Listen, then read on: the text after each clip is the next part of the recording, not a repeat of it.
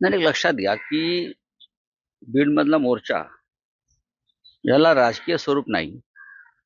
सगळ्याच पक्षाचे लोक, बीडमधली जनता, बीडमधला दहशतवाद संपवण्यासाठी किंवा संतोष देशमुखचे खरे आरोपी पकडावेत आणि त्यांच्या कुटुंबांना न्याय मिळावा म्हणून हा मोर्चा आहे. कारण सरकार खऱ्या गुन्हेगारांना वाचवत आहे.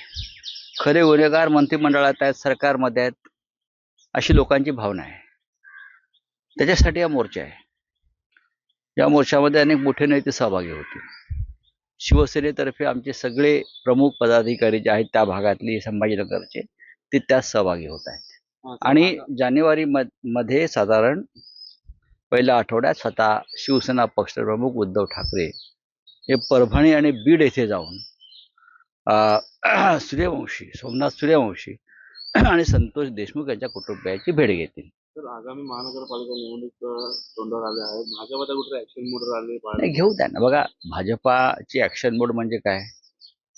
ईव्हीएम ताब्यात घेणं, पैसे जमा करणं, पैसे कुठे वाटता येतील ते पाहणं, ही त्यांची ऍक्शन मोड असते. आम्ही कार्यकर्त्यांच्या ताकदीवर मुंबई महानगरपालिकेच्या निवडणुका असतील, विधानसभेच्या निवडणुका असतील, लोकसभेच्या निवडणुका असतील, आमची ताकद कार्यकर्ता आहे.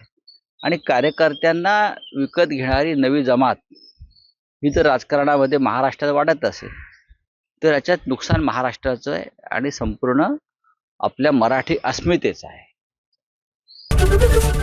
एबीपी माझा, उघडा डोळे बघा नीट.